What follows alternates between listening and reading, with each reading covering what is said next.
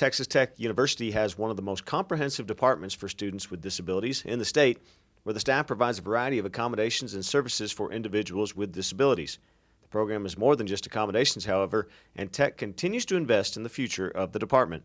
There's been a emphasis on accessibility campus-wide, and not just in the buildings themselves, but in the programming itself. And that's a huge thing because when you're talking about safety for students, you're not only talking about safety, being able to physically get in and out of buildings with ease, but you're also talking about a welcoming environment, an environment where they feel welcome and safe to be in when they're requesting certain types of accommodations and not feeling like they're different. Shelby Morgan has a hearing disability and has experienced firsthand the support other students provided in times of need. I was trying to find a room and I couldn't find it, and I kept asking people, and people respond very softly in buildings. They like whisper, and I read lips pretty well, but I'm just like, I can't hear you.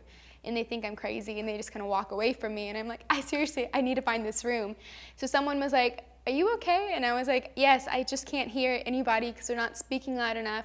And so then she spoke really, really loud and was like, well, what do you need? And I was like, I need a room number. And she was like, okay. And so she took me to that room. I don't know, I guess she just understood that people just talk too quietly sometimes, and she helped me with that. These organizations at Tech help people with disabilities through encouragement and understanding. There is an organization for almost every disabilities. I'm in Silent Raiders, and that's great because that's for me for the hearing. And then I have a blind friend that came here. She graduated last December, but she was very involved in for leadership within disabilities. You should embrace it. It's a part of you. It's something that you have to deal with. Shelby's companion's name is Fritzy, and this service dog keeps her alert. Well, I guess I always had the strobe light. It's in my bathroom, and so if the bathroom door is closed, I can't see it, and I don't know that there's an alarm going off outside. My bathroom door was closed, and the fire alarm is going off, and it's a man's voice that says, "This is a fire alarm." And I don't hear deep noises. And so Fritzy's like dancing around and at the door, and I'm like, calm down, can you stop?